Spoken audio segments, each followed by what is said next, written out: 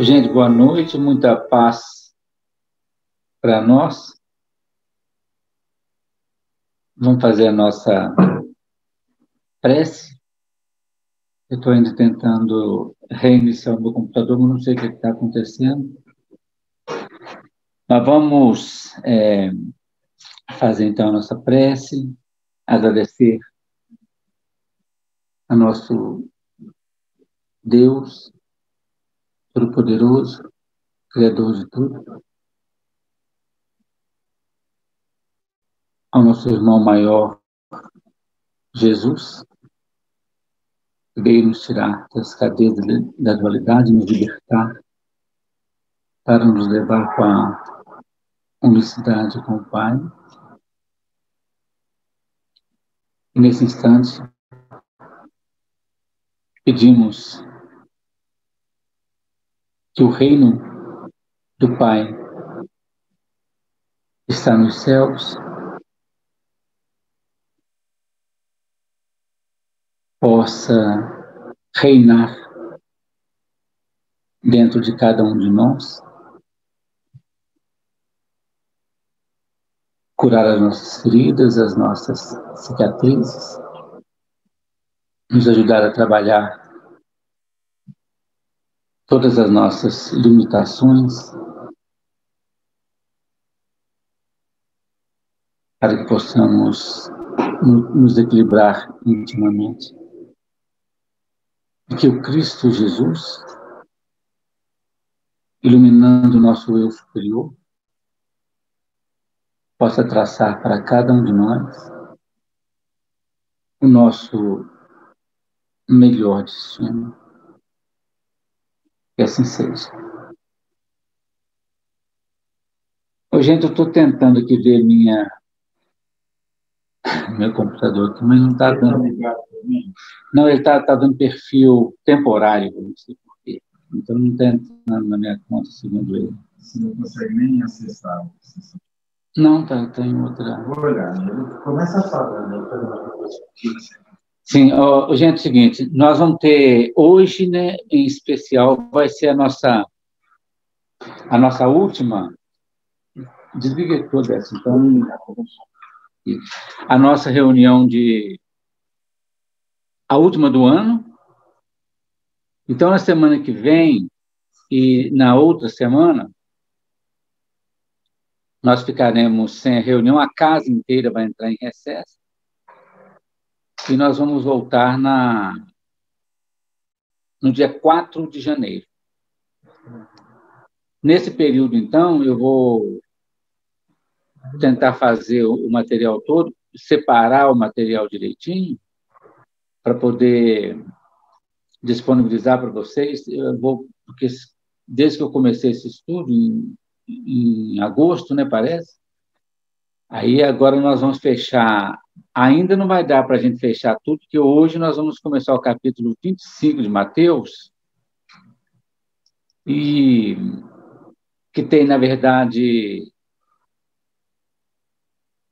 3 lições importantes. A parábola das 10 virgens, que é muito interessante, o estudo é muito bom, que é o estudo que nós vamos fazer hoje. A minha intenção é concluir, pelo menos, esse estudo. Vamos ver se vai dar tempo, vai dar certo. Senão, a gente, claro, retoma na próxima, no próximo ano, né, no dia 4 de janeiro. Aí é o seguinte, a gente vai trazer a parábola dos talentos.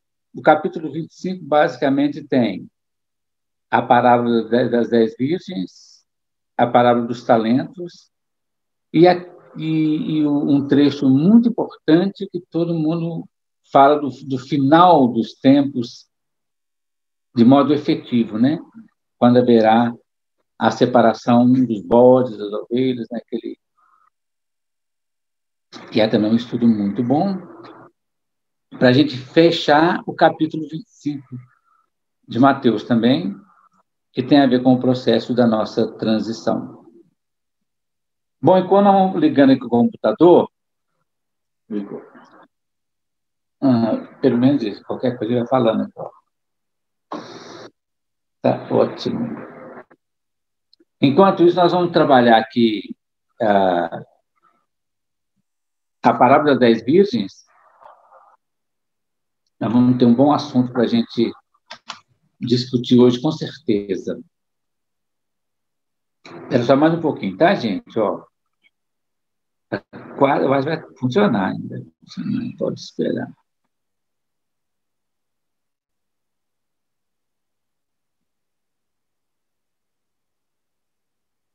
Só um pouquinho, viu, gente?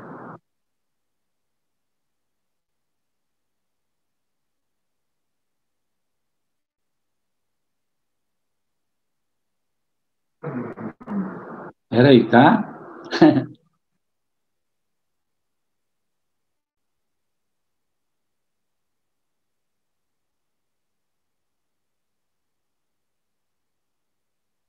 Senão eu vou ler aqui, pelo menos eu consegui, o Décio conseguiu abrir, pelo menos aí não vai ter como só apresentar, mas eu vou falando, vocês ficam com um pouquinho de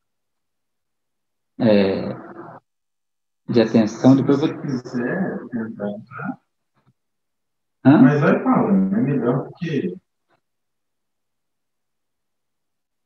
Vou falando, espera aí.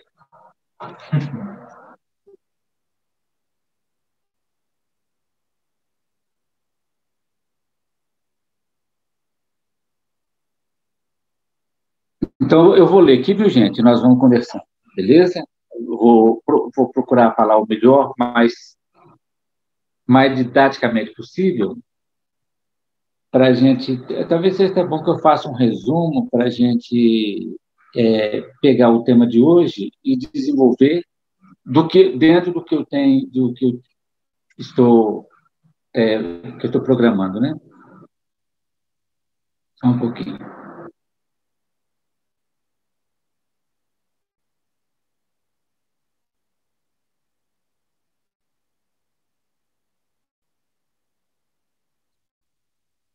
Então, vamos lá. A parábola das 10 virgens. Ela está escrita em Mateus,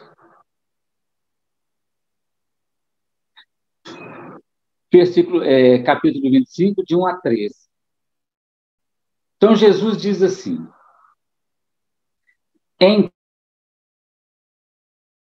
Então, essas 10 virgens que, tomando as suas lâmpadas, porque não aparece.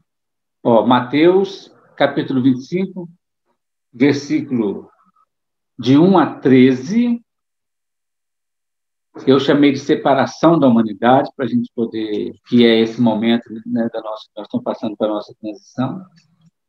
E Jesus disse assim, e Mateus registrou.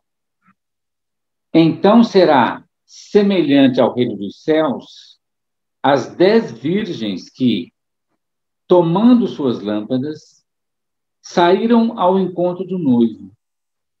5 delas eram nécias, isto é, insensatas, né? Tolas. E 5 eram prudentes.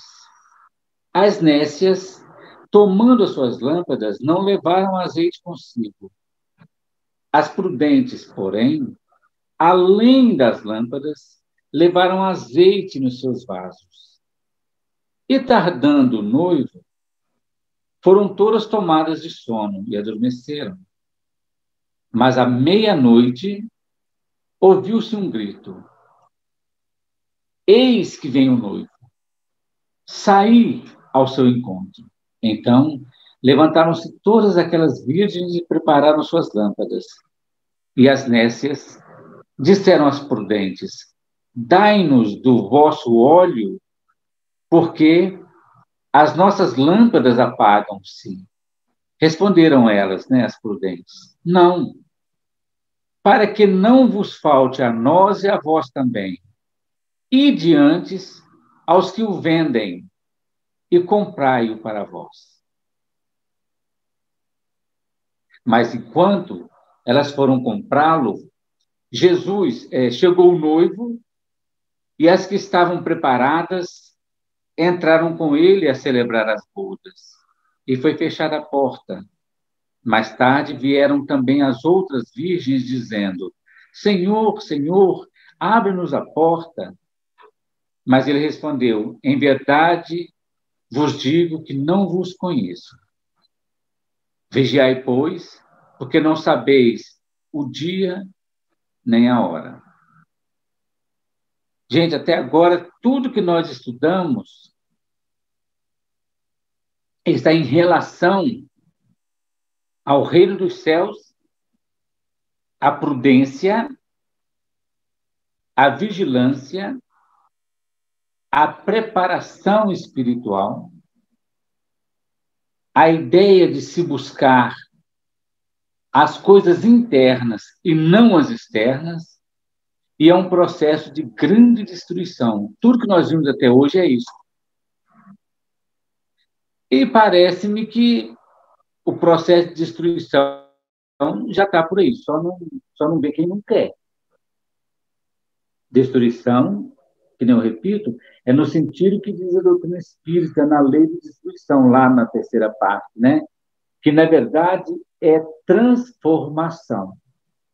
Vai destruir uma coisa para colocar uma coisa nova no lugar. Tudo, então. Essa passagem ela é extremamente significante para que a gente possa compreender o sentido espiritual da situação. Nós precisamos entender, de tudo que nós estudamos, que o Evangelho de Jesus não pode ser entendido conforme a letra, mas sim em sentido espiritual, em espírito e verdade. Por exemplo, nessa passagem a gente vai encontrar uma série de coisas que, quando a gente defronta com elas, as pessoas que estudam, né?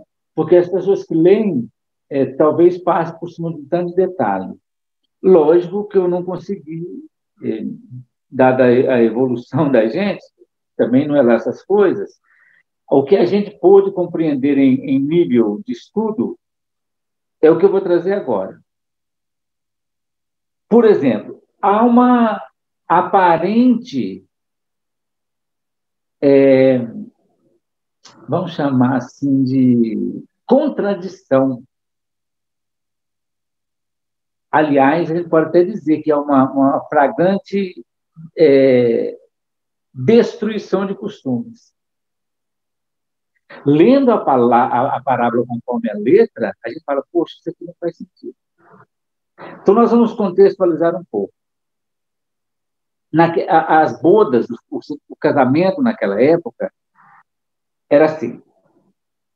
A festa das núpcias era extremamente solene, bem solene mesmo, e muito rumorosa. Tinha rumor em todos os sentidos.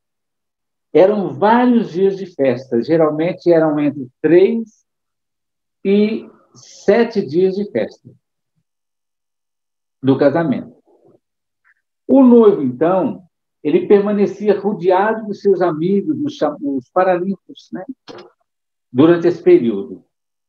E a noiva era cercada, né, acompanhada pelas suas amigas, geralmente moças da sua idade. Seria, por exemplo, a despedida de solteiro de ambos, né, nos dias atuais. Esses dois grupos, eles se reuniam antes, né, a noiva com suas madrinhas, vamos chamar assim, o noivo com seus paralímpicos. E no dia da festa, eles reuniam, no último dia, eles reuniam os dois, né, para encontrar nesse dia. O noivo, então, se dirigia com seus paraninfos para a casa da noiva e levá-la consigo, né? Essa é a ideia, juntamente com um grupo de suas amigas para a casa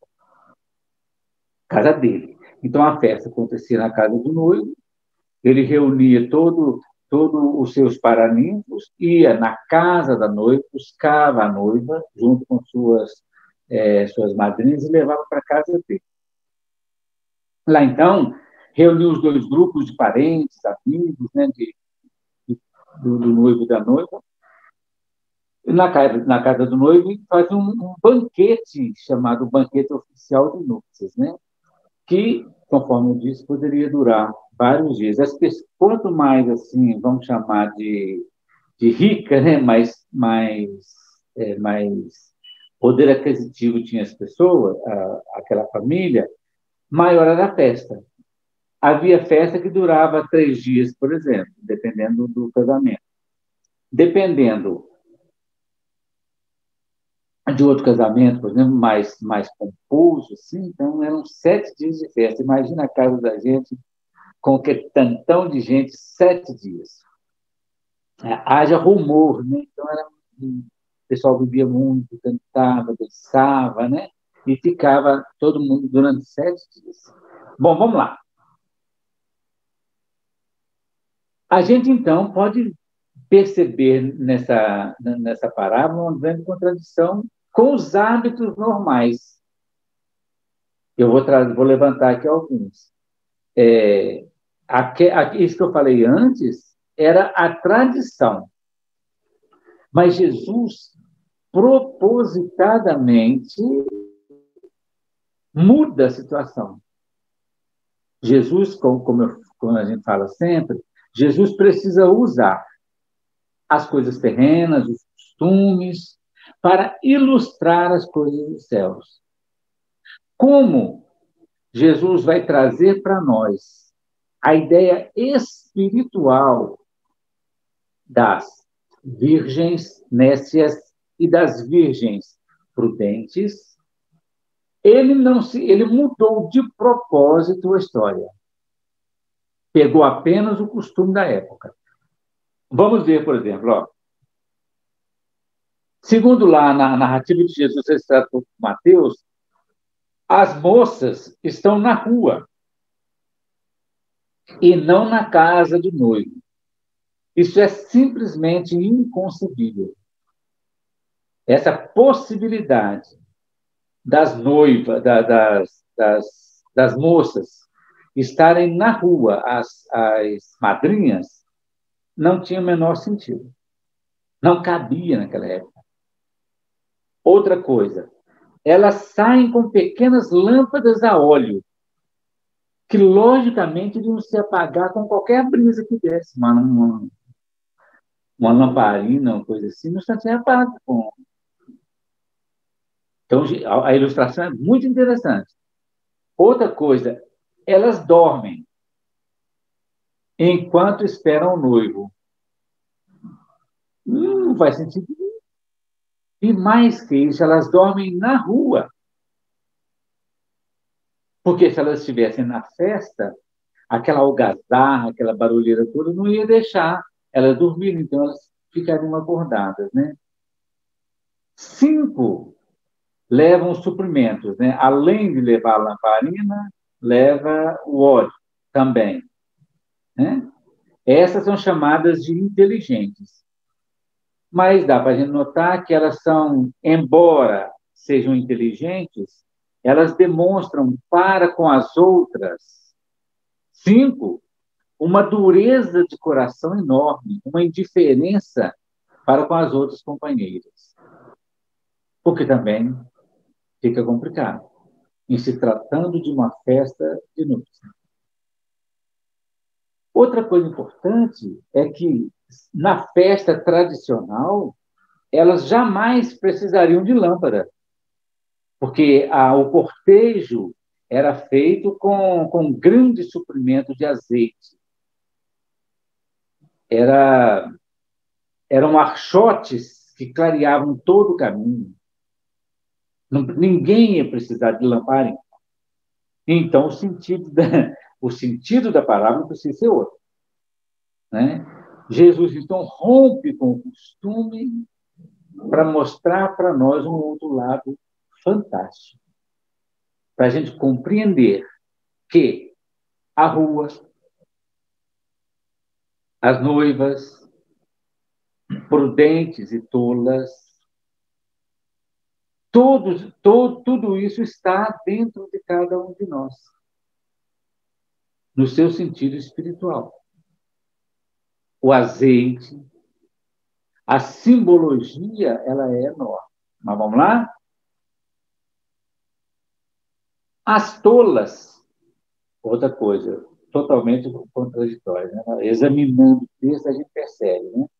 As tolas, ou nécias, ou imprudentes, são enviadas a comprar azeite nos vendedores, mas à meia-noite, gente.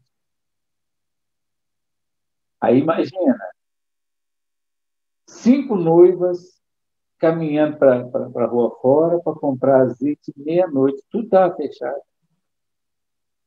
Então não tem essa lógica também, né? Compram e regressam. Então elas não falam onde é que elas acharam, mas elas compram e regressam.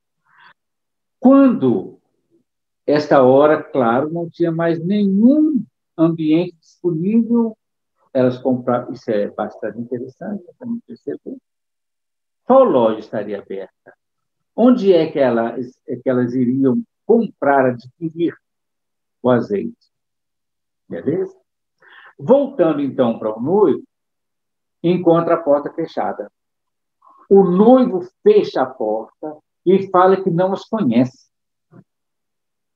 Quer dizer, como é que pode acontecer de estarem 7 dias todo mundo junto, um noivo do nada, do outro, chegando lá, não conhece as amigas da noiva. Então, o banquete nupcial, essas coisas realmente não aconteceriam, né? Outra coisa, não iria de jeito nenhum, o noivo não iria barrar a entrada das amigas convidadas da noiva. Seria uma deselegância, uma desconsideração sem par, né? Diante de todas essas intencionais contradições, a única coisa que nos resta é apelar para o sentido espiritual da parábola. Como diz Paulo de Tarso, a letra mata, o espírito vivifica. Então, tudo isso está acontecendo dentro da gente. Por isso que, no próprio Evangelho, os discípulos, os apóstolos tinham tanta coisa que Jesus falava que eles não compreendiam, não.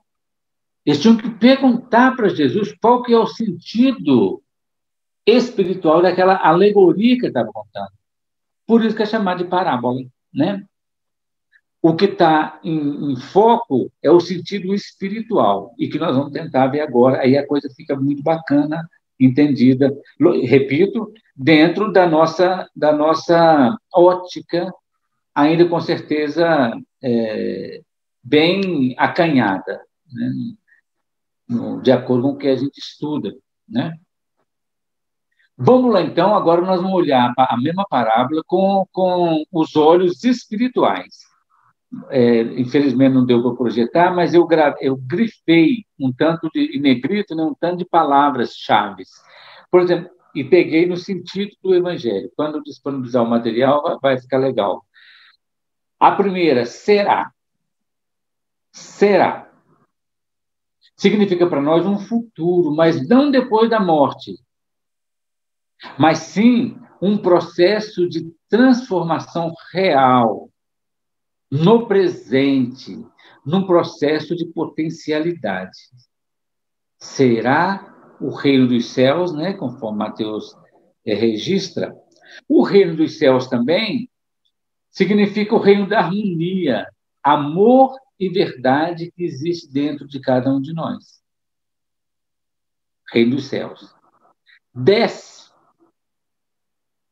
Conclusão de ciclo. O 10, conforme nós já falamos diversas vezes, significa uma completude, não uma plenitude. É uma dezena. Mas dentro de uma centena, ela é apenas completa. Mas já é um fechamento.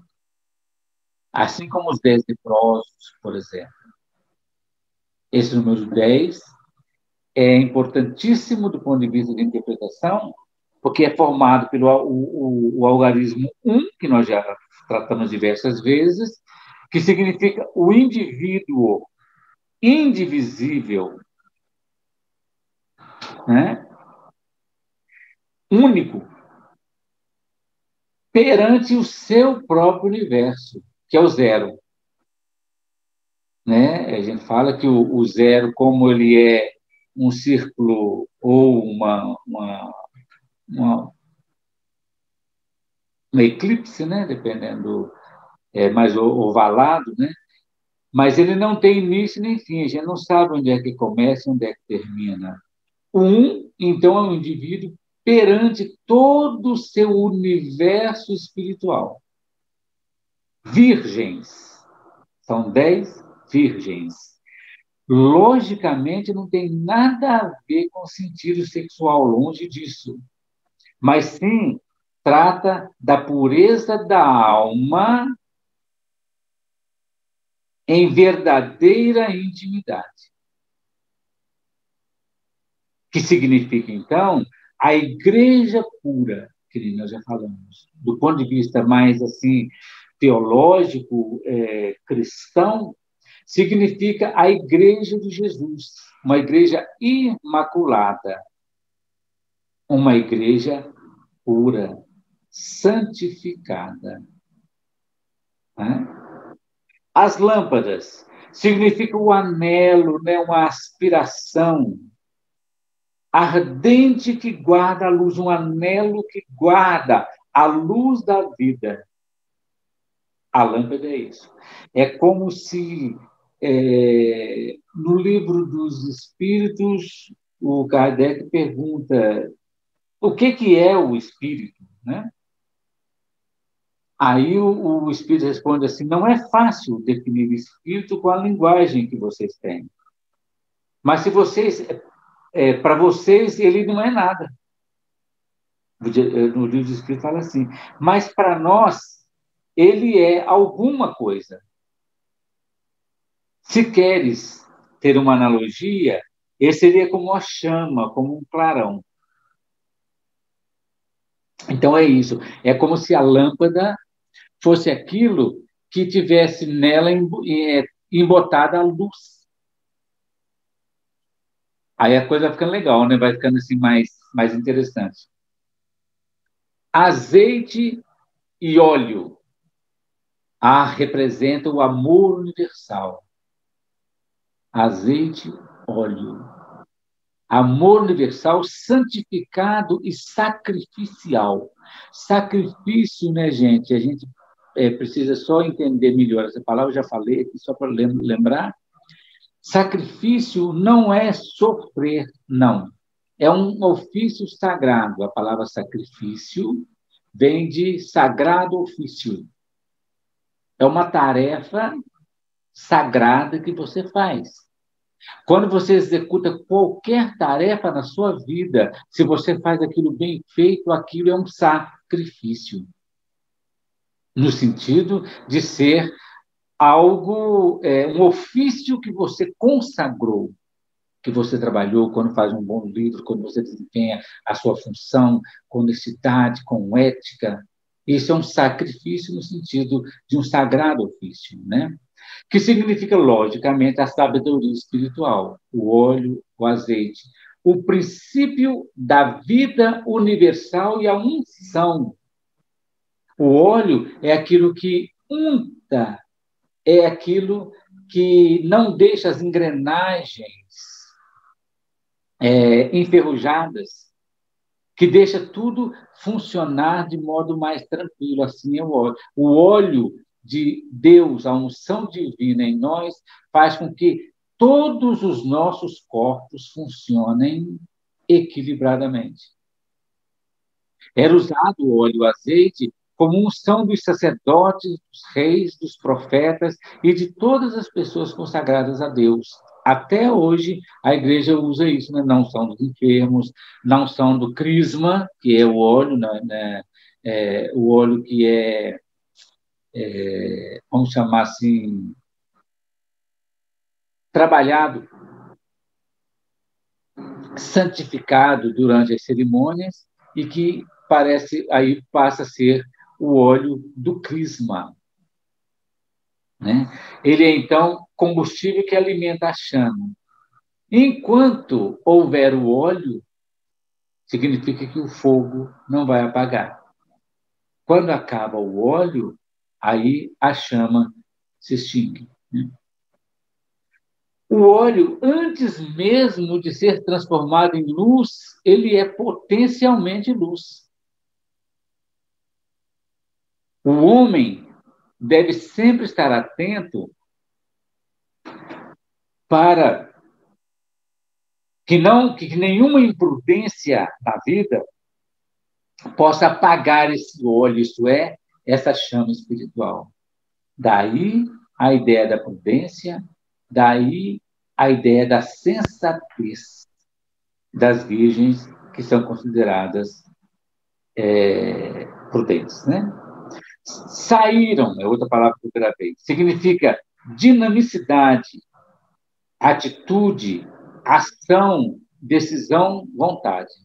Quando a pessoa sai, ela está disposta a deixar, seja momentaneamente uma situação, para fazer outra.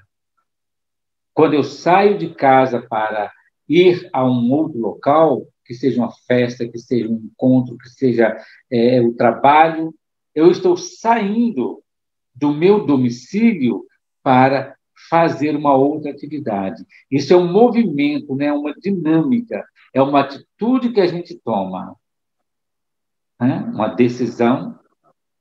A decisão da gente, como nós sabemos, nós vamos entender que a decisão pode, às vezes, ser muito boa, às vezes, nem tão boa. Né? O encontro. Esse encontro das virgens com o noivo é o momento mágico da concepção divina. É quando todas as nossas personalidades, todas, forem unificadas pelo nosso eu profundo na consciência crística. Esse é o encontro. Gente, e não há como burlar isso. A gente precisa estar muito prudente para não deixar faltar o óleo da chama divina em nós. O noivo, né? É a simbologia de Jesus, que nem nós já falamos aqui, nós que eu falo, baseado, lógico, na Bíblia, porque o João Batista diz que ele veio, né, ele como precursor, veio preparar um noivo para a noiva, isto é, Jesus, o noivo, e a noiva é a igreja. E é muito legal a noiva ser a igreja, porque nós temos a igreja pura, cristalina, imaculada, e nós temos a igreja que se prostituiu, conforme nós falamos, né? Aliando-se ao Estado, passando de perseguida a perseguidora. Então, é uma simbologia perfeita das virgens prudentes e das virgens nécias, que a única coisa que elas queriam, segundo o profeta Isaías, era ter o nome do Cristo, mas não fazer a vontade do Cristo. Né? 5 é dinamicidade também. Vontade do homem. Hoje isso é muito legal, é interpretação. Vocês podem falar, não, está forçando a barra, mas baseado em pesquisa que a gente faz, e eu sempre repito, que não quer dizer de modo algum que seja a interpretação. Mas é uma interpretação. Uai, a Marisa perguntou, alguém saberia dizer o motivo pelo qual a palavra sacrifício tomou a conotação que tem hoje? Sim. Só repete a pergunta. Oi, quem perguntou? A Marisa. A Marisa perguntou, o sentido de sacrifício hoje ser algo sofrido é no sentido, principalmente para nós cristãos, é no sentido do sagrado ofício de Jesus ser o sofrimento.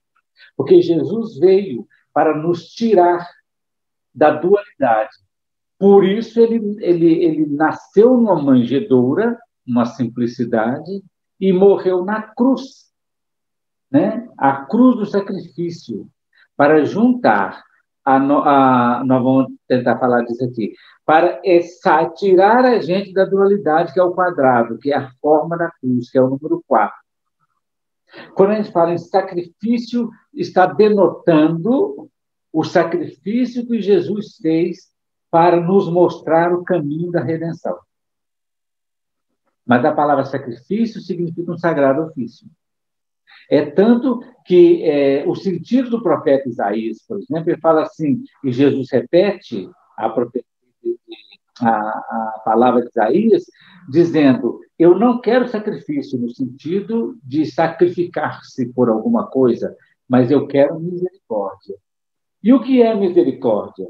A misericórdia é alguém saber sentir no próprio córdice, né, coração, a miserere do outro. Então, a misericórdia é sentir no coração a miséria que o outro está passando. É mais ou menos nessa linha. Mas o sentido etimológico da palavra é de sagrado ofício. E, logicamente, ninguém vai dizer que Jesus, a paixão de Cristo, paixão, que vem lá do grego, significa passagem. E a passagem de Cristo significa, assim como Páscoa também é passagem, né? Só que do hebreu, né? A ideia de paixão do grego e da Páscoa em hebraico, tudo significa passagem. No caso do cristianismo, a paixão de Cristo que a gente fala é a paixão sacrificial de Jesus, no sentido da via crucis dolorosa. Daí vem a ideia do sacrifício ser uma coisa ruim ou difícil. Mas a passagem à Páscoa pode ser tranquila. A passagem de patos, lá do grego, significa também que pode ser uma passagem tranquila ou dolorosa, que é exatamente... Eu não tinha pensado nisso, mas deu certinho. É exatamente o processo de separação. Obrigado pela pergunta.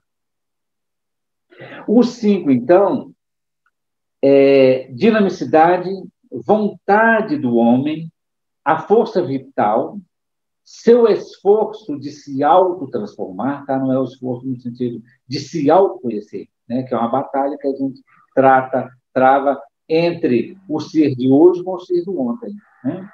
A figura do homem ideal, o homem vitruviano, com os braços e pernas estendidos dentro de um círculo. Todo mundo já ouviu falar desse negócio? O homem vitruviano, ele é uma figura trabalhada de modo, né, perfeito pelo Leonardo da Vinci, em que ele conseguiu traçar a medida do homem ideal, chamada proporção áurea, né? A medida matemática da construção do corpo, dentro de um círculo, dentro de um quadrado. E o Leonardo da Vinci fez esse trabalho baseado nos conceitos de um grande arquiteto romano chamado Marcus Vitruvius Polo.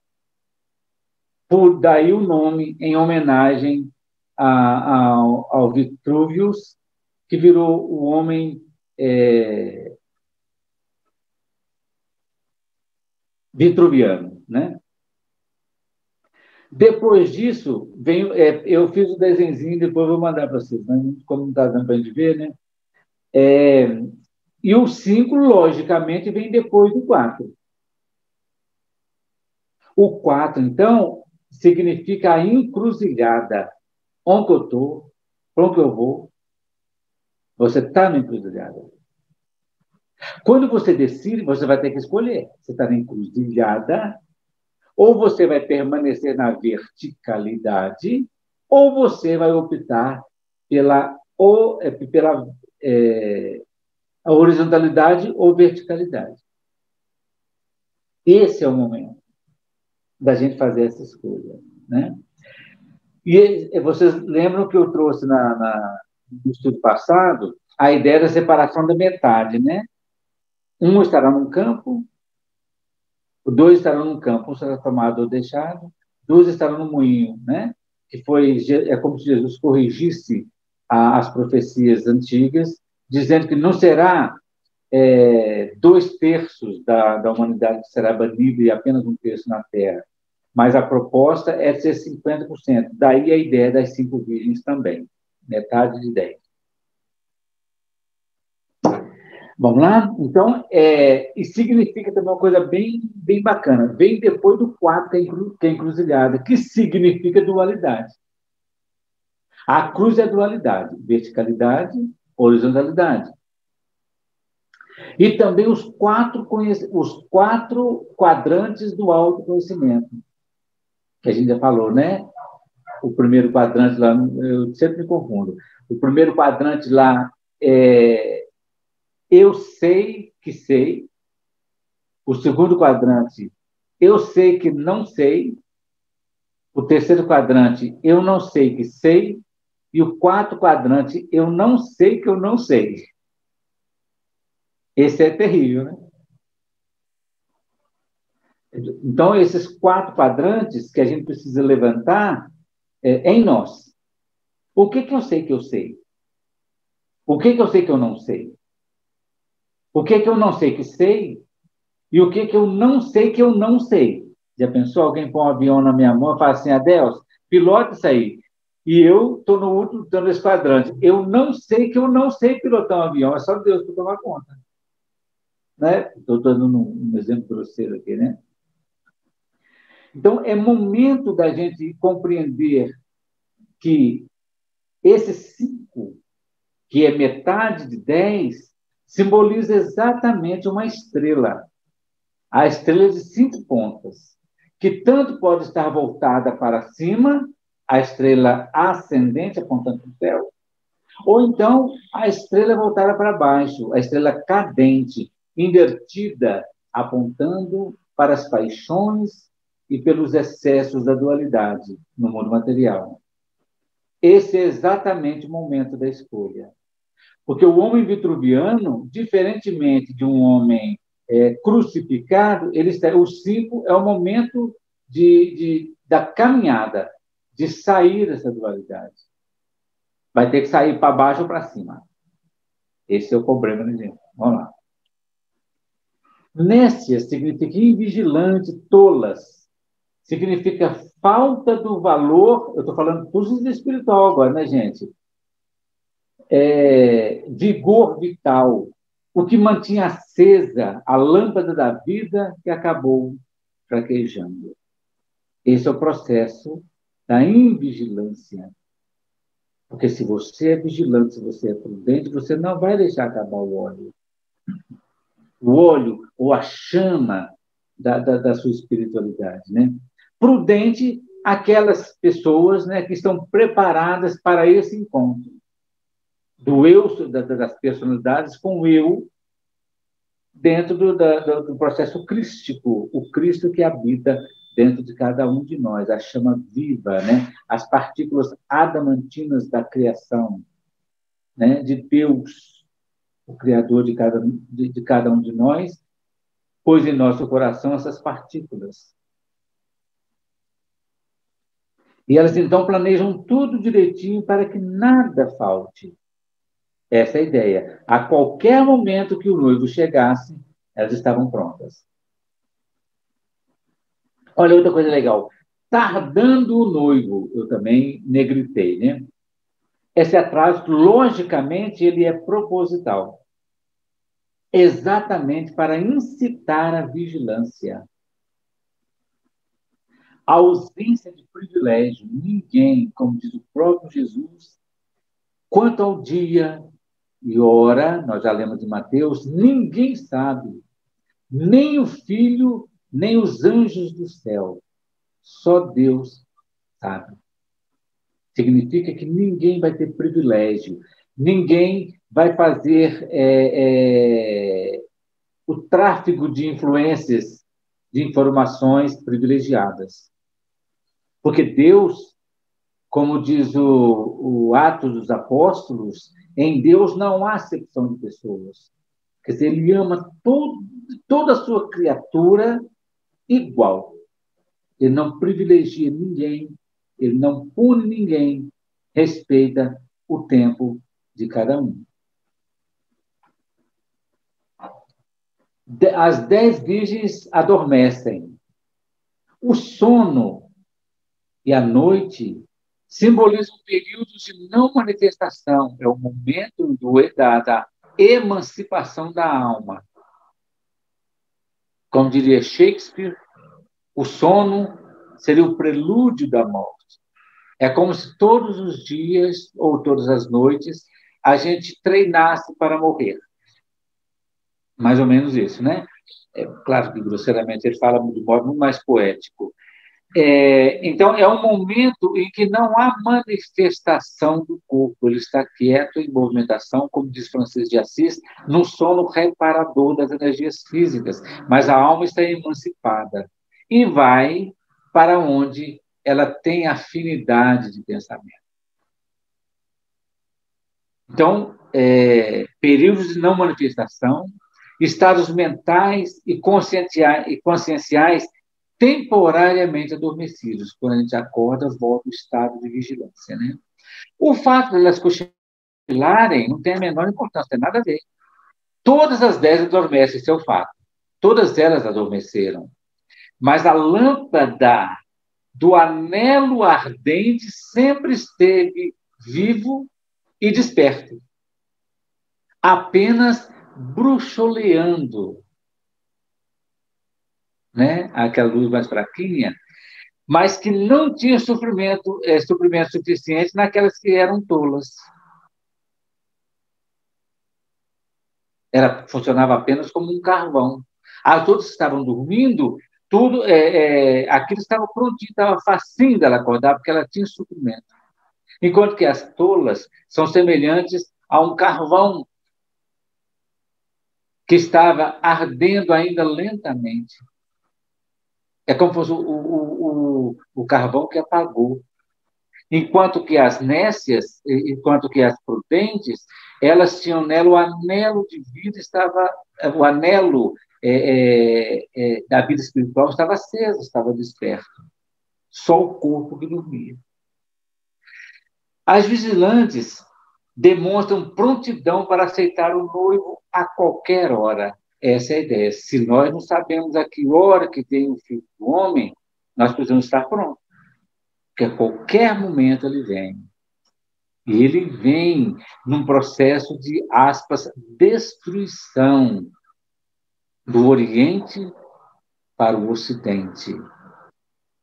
Desde o processo do nascimento até o pôr do sol.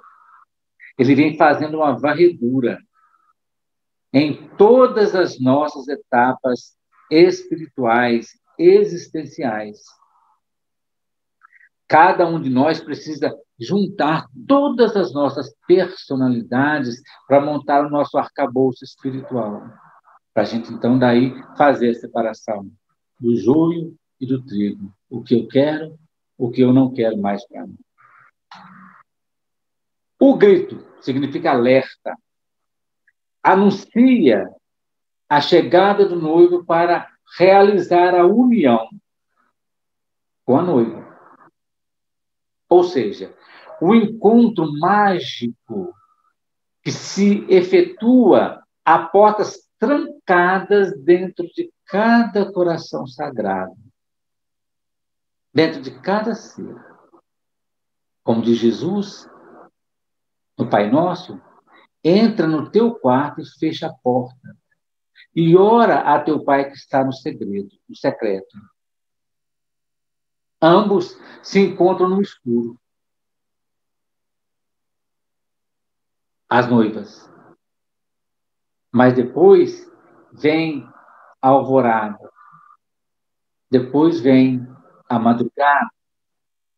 Isto é, o processo, o retorno à manifestação e à iluminação de tudo aquilo que estava escuro. entra no seu quarto, ora seu pai que está no... O pai, né, que nós já falamos, o nosso pai que está nos céus. Ele vê tudo, ele te recompensa. Quer dizer, a recompensa é de acordo com aquilo que você vibra.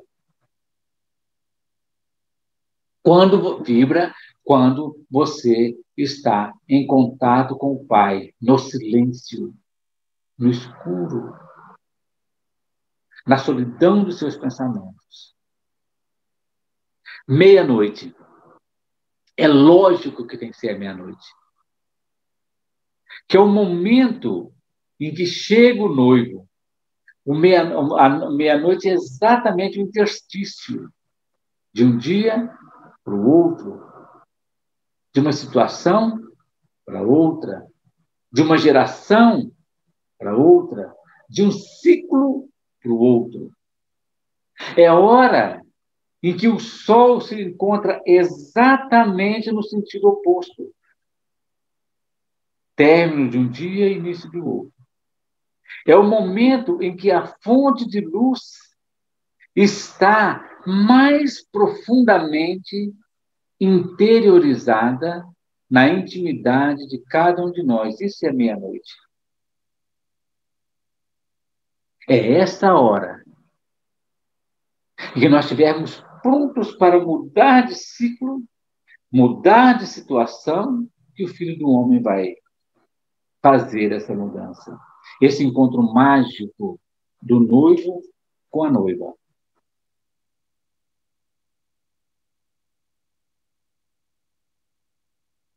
Recusa das 5 virgens. A gente viu que as virgens prudentes recusam a ajudar, aspas, eu usei o verbo errado aí, as 5 virgens nécias. Agora vamos esclarecer. Gente, o que significa essa passagem? Se Jesus não mandou amar o próximo, Jesus, né, é isso que ele falou? Mas tem coisa que não tem jeito. O que significa, então, essa passagem do ponto de vista da nossa interpretação? Não se trata de egoísmo de jeito nenhum. Como muitos pensam. Não tem nada a ver. Mas sim da total impossibilidade de transferência da conquista espiritual própria para um outro ser.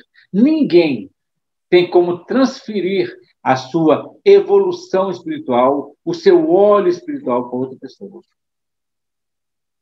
Daí a ideia perfeita delas mandarem comprar.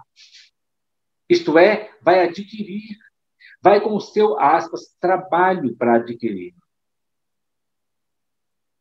Por exemplo, todos os dons morais, espirituais e intelectuais constituem patrimônio inalienável de cada um de nós. A experiência íntima com o eu superior, a sabedoria espiritual, não tem como ser transmitida de pessoa. Não é igual o vírus, não, que transmite de pessoa para pessoa. Isso só é adquirível na própria vivência do ser, na própria evolução de cada um.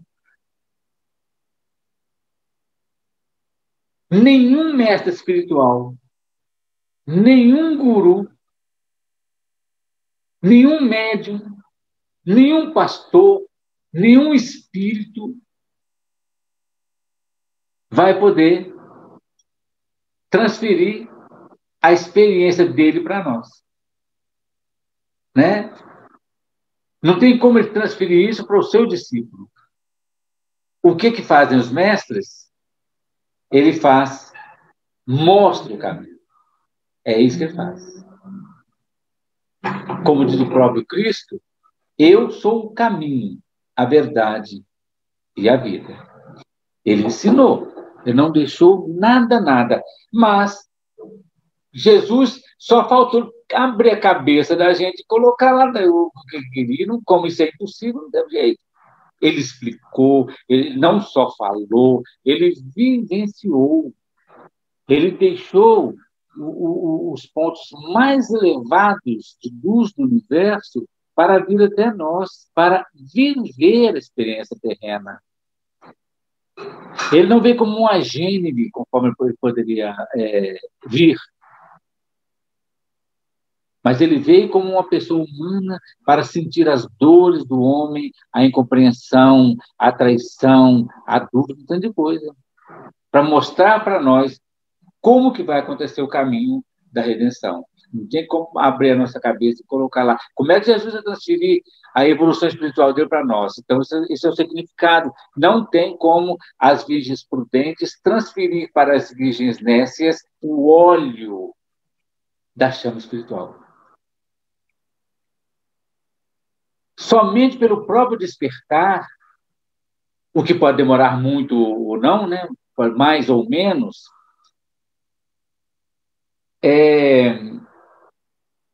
só com muito tempo, então, ou, dependendo de cada pessoa, que vai recuperar esse processo. Por isso que Jesus disse, andai enquanto tendes luz, para que as trevas não nos apanhem. Pois quem anda nas trevas não sabe para onde vai. Não tem como. Aí quem não tem esse óleo vai ter que adquirir. Vai ter que sair, procurar estrada, procurar um shopping para comprar o óleo, ou venda, sei lá o quê, né? Outra coisa que eu registrei. Não vos conheço. Esse verbo ele é perfeito na Bíblia, porque ele acontece. Toda vez que aparece o verbo conhecer, é no sentido sexual. E Adão conheceu a Eva e gerou Caim. E fulano de tal conheceu, né? É nesse sentido. Porque não há um verbo melhor para expressar, não há um sentido melhor para expressar intimidade do que uma relação sexual, por exemplo. Né? É a maior das intimidades nesse sentido, ou pelo menos deveria ser, né? Então, esse verbo, quando Jesus disse, não vos conheço, isto é, nós não vamos ter uma união íntima, um processo de gnose total. Por isso que ele disse, eu não conheço vocês, eu não tenho intimidade nenhuma com vocês. Não é conhecer, oi, fulano, beleza? Não, não é isso. É conhecer no sentido bíblico mesmo. Consideração final. Nós temos, então, uma advertência que Jesus disse assim, despertai, porque não sabeis nem o dia e nem a hora. O que significa isso para nós? A consciência mantida, alerta e acordada, no plano superior do espírito, constitui a lâmpada que deve ser alimentada pelo azeite da prece, da serenidade, de um processo de busca ininterrupta, logicamente aliado às nossas boas condutas, aquilo que a gente faz. Assim, é mantida a sintonia do seu espírito, conservando-o preparado para a intimidade suprema com o noivo divino, que é Jesus, isto é, Jesus que está dentro de nós, a chama divina, Cristo em nós.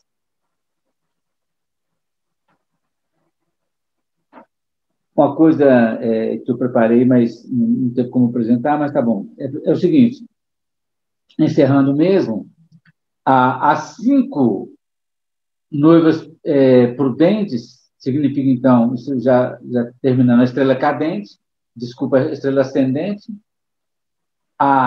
elas habitarão a terra regenerada, onde experimentarão de modo mais duradouro a paz, a harmonia, a alegria, a beleza e a graça.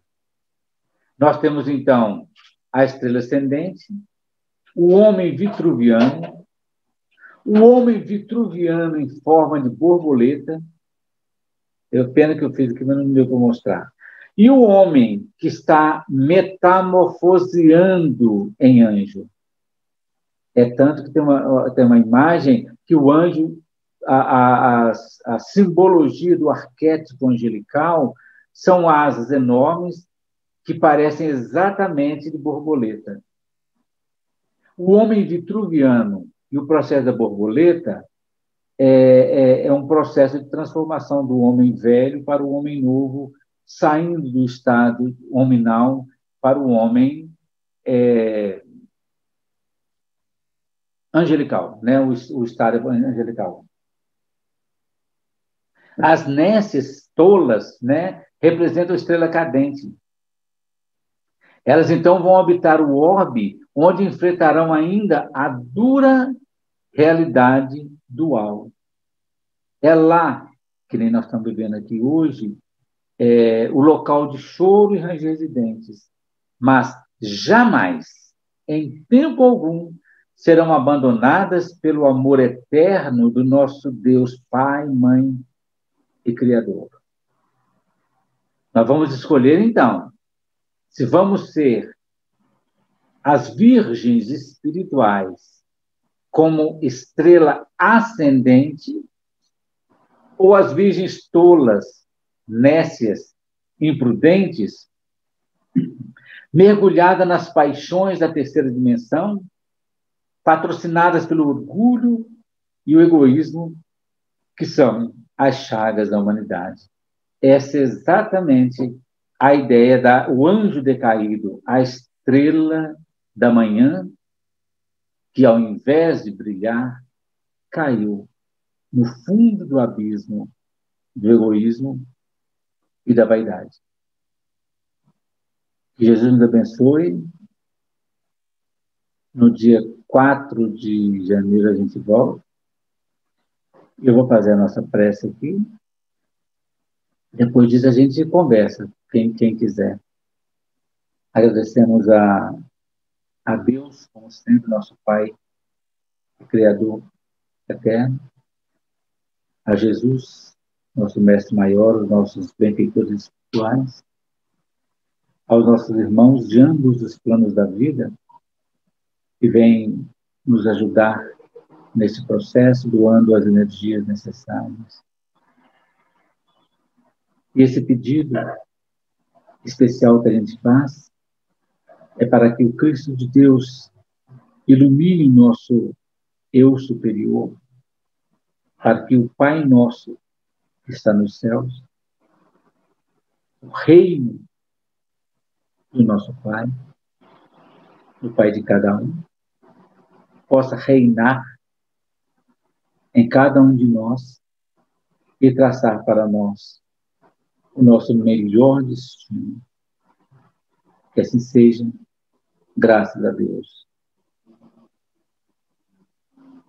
Obrigado, gente.